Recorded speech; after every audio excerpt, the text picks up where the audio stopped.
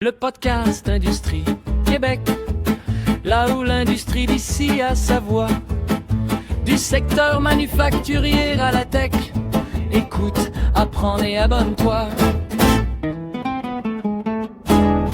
Bonjour et bienvenue. Aujourd'hui, on plonge dans un secteur qui est à la fois un géant de l'économie québécoise et en même temps une grosse promesse d'avenir. Je parle de l'industrie minière. Oui. On a souvent l'image des mines d'or du siècle dernier, mais la réalité de 2026 est beaucoup plus complexe et franchement plus fascinante. C'est le moins qu'on puisse dire. Pour se faire une tête là-dessus, on a une pile de documents assez variés. On a des études d'impact économique qui nous donnent les gros chiffres, comme celle de l'Association minière du Québec. On a aussi des diagnostics du gouvernement sur les besoins de main-d'œuvre, ce qui nous ramène plus à l'humain. Et la pièce maîtresse, c'est la toute nouvelle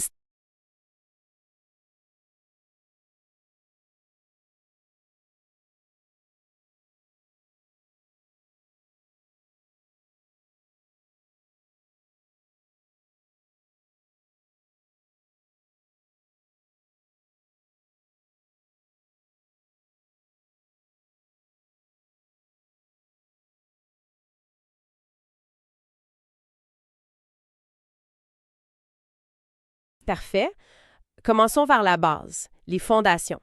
On entend souvent que le secteur minier est important, mais les chiffres, ils donnent le vertige. L'étude de la MQ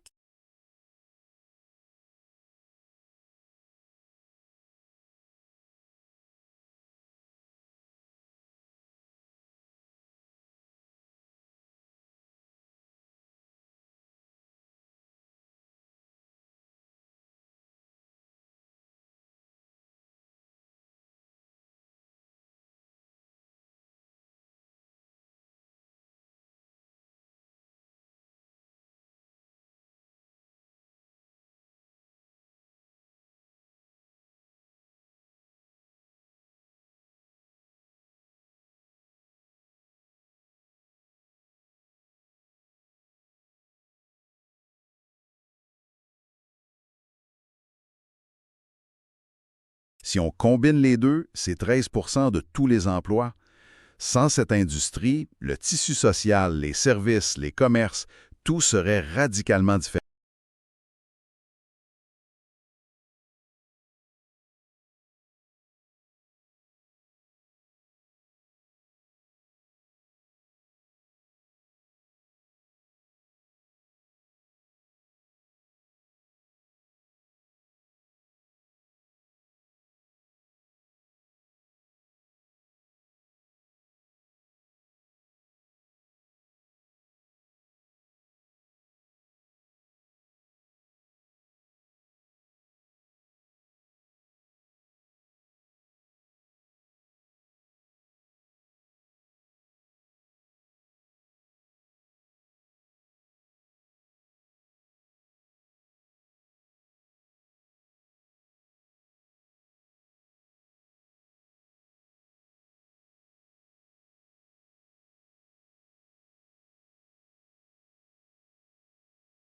isolée, loin dans le bois. C'est le cliché, oui. Mais ces chiffres-là montrent que le siège social d'une firme d'ingénierie à Montréal peut vivre et mourir au rythme d'une mine à des centaines de C'est kilomètres. exactement. Et les données le prouvent. On parle de 9 729 emplois soutenus à Montréal. C'est un réseau complexe qui irrigue l'économie bien au-delà des régions minières.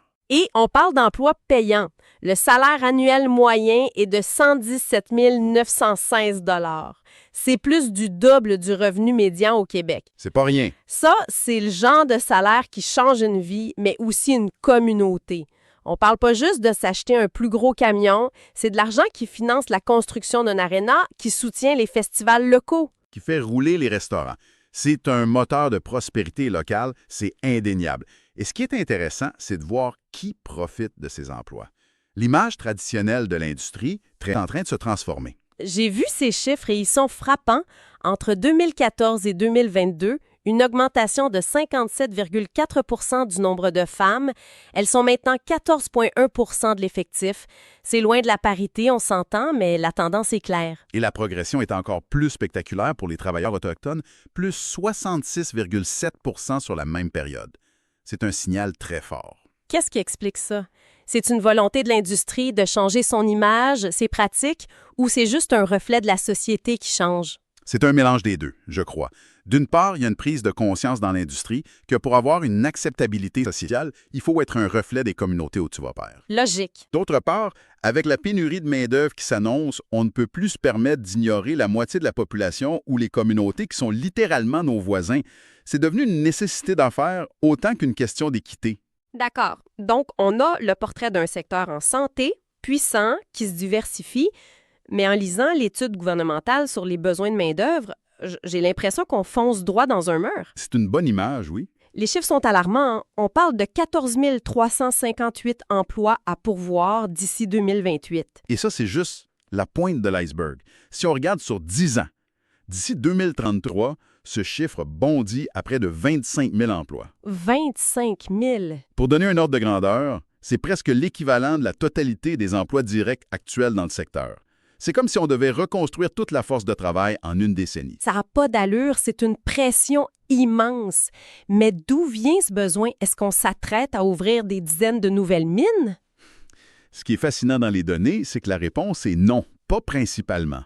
À court terme, d'ici 2028, 90 % de ce besoin colossal est lié au remplacement. Au remplacement? Oui, seulement 10 % vient de la création de nouveaux postes. Donc, ça veut dire qu'on fait face à un tsunami de départ à la retraite. Ce n'est pas juste un problème de recrutement, c'est une hémorragie de savoir-faire. C'est le mot juste. Hémorragie. On est en train de perdre des décennies d'expérience d'un seul coup. Comment on gère ça? C'est exactement ça le défi. Ce n'est pas seulement de trouver des gens pour occuper les postes, c'est de s'assurer que le savoir accumulé par les baby-boomers ne quitte pas l'entreprise avec eux. Ça met une pression énorme sur la formation, le mentorat. C'est une course contre la montre. Une vraie course contre la montre pour assurer le transfert des compétences. Et concrètement, de qui a-t-on besoin? Quels sont les métiers les plus recherchés? L'étude dresse un portrait très clair. La plus grosse part du gâteau, 56 % des besoins pour les 10 prochaines années, c'est pour des postes qui exigent une formation professionnelle, un DEP. OK. Et le métier numéro 1, c'est celui de mineur, la personne qui opère la machinerie lourde, qui fort, qui est au cœur de l'action. Ensuite, 19 % des postes vont demander une formation collégiale, un DEC. On pense ici à des techniciens, mais aussi beaucoup de postes administratifs. Finalement, 14 % des besoins seront pour des diplômes universitaires. Et là, j'imagine. Et là, sans surprise, le diplôme le plus en demande, c'est le baccalauréat en géologie. Donc, pour un jeune qui se cherche une carrière, ou même pour quelqu'un qui pense à se réorienter, le message est clair. Il n'y a pas un seul chemin. On a autant besoin de la personne qui manie la foreuse que du géologue qui l'a guidée jusqu'au gisement. Absolument. Et ce besoin de main-d'œuvre, il faut le voir en lien avec la vision d'avenir. On ne cherche pas juste à combler des postes pour que les opérations actuelles continuent. On se prépare à construire un tout nouvel édifice. C'est la transition parfaite. Ce besoin criant de travailleurs, c'est pas juste pour maintenir le statu quo. En lisant la nouvelle stratégie du gouvernement, on sent qu'il y a une ambition beaucoup plus grande derrière tout ça. Tout à fait. Le contexte mondial a tout changé. La transition énergétique, la recherche d'autonomie stratégique, les tensions géopolitiques, tout ça a créé une demande explosive pour certains minéraux. Et le Québec veut être un joueur de premier plan dans cette nouvelle partie. Et c'est là qu'entre en jeu la fameuse stratégie québécoise pour la valorisation des minéraux critiques et stratégiques 2025-2031. C'est exactement ça. OK, minéraux critiques et stratégiques, ou MCS. Ça sonne très important, très gouvernemental. Concrètement, c'est quoi? C'est le nouveau pétrole du 21e siècle? C'est une excellente analogie. Ce sont les matières premières de l'économie verte et numérique. Le lithium et le graphite pour les batteries de nos voitures électriques et de nos téléphones. D'accord. Le nickel, le cobalt, les terres rares pour les éoliennes et l'électronique de pointe. Sans ces minéraux, pas de transition énergétique, pas de haute technologie. Et le Québec, de ce côté-là, on est bien nanti? On est assis sur un trésor. Les sources sont claires, DALU Québec détient 81 % des réserves canadiennes de lithium et 79 % des réserves de graphite. On est le seul producteur de niobium dans l'hémisphère nord. C'est énorme. C'est un avantage géologique absolument colossal. Le gouvernement utilise le terme « plaque tournante mondiale ». C'est un beau slogan. Mais historiquement, le Québec a souvent été un champion de l'extraction, pour ensuite envoyer la matière brute se faire transformer et créer de la valeur ailleurs. Malheureusement, oui. Qu'est-ce qui nous fait croire que cette fois-ci, on va réussir à garder toute la chaîne, la partie la plus payante, ici chez nous? C'est la question à $1 million. Et c'est le cœur de la stratégie. L'ambition, ce n'est plus juste de creuser un trou et d'exporter de la roche, c'est de développer toute la chaîne de valeur. De A à Z. De l'exploration à l'extraction, puis à la transformation en produits purifiés, jusqu'à la fabrication de composantes de batteries et finalement au recyclage de ces mêmes batteries. Une vision circulaire, intégrée. Et comment on y arrive? C'est un changement de paradigme majeur. La stratégie propose 4 grands axes. Le premier, et ça c'est une demande forte de l'industrie, c'est d'améliorer l'environnement d'affaires et d'accélérer les projets. Moins de paperasse, plus d'efficience. En théorie, oui. Les entreprises se plaignent que les délais pour obtenir les permis s'allongent sans cesse. Le deuxième axe, c'est de développer cette fameuse chaîne de valeur. Attirer les usines? Exact. Le troisième, c'est de déployer les infrastructures critiques, routes, ports, énergie, surtout dans le Nord. Et le quatrième, c'est de mobiliser tout le monde. L'industrie, les communautés locales, autochtones, les universités. Personne ne peut réussir ça tout seul. D'accord. Le plan est ambitieux. On veut accélérer, construire plus, attirer des milliards. Mais le mot mine fait encore sourciller bien du monde, et avec raison. Comment on réconcilie cette ambition économique avec les préoccupations environnementales et surtout l'acceptabilité sociale? On arrive au nœud du problème. Et la stratégie en fait une priorité absolue. Il faut savoir que le Québec a déjà un cadre réglementaire très strict avec la loi sur les mines et le BAP. Oui, le Bureau d'audience publique sur l'environnement. C'est ça. On ne parle pas de zéro. Mais accélérer les projets, ça sonne souvent comme couper les coins ronds sur l'environnement pour certains groupes. C'est la crainte. Et c'est là que le concept d'acceptabilité sociale devient la pierre angulaire. L'idée martelée dans la stratégie, c'est qu'un projet, aussi rentable soit-il, ne verra pas le jour s'il n'est pas co-construit et accepté par la communauté d'accueil. J'ai lu le mémoire sur le projet Orne 5 en Abitibi et il le présente presque comme un laboratoire pour une mine durable.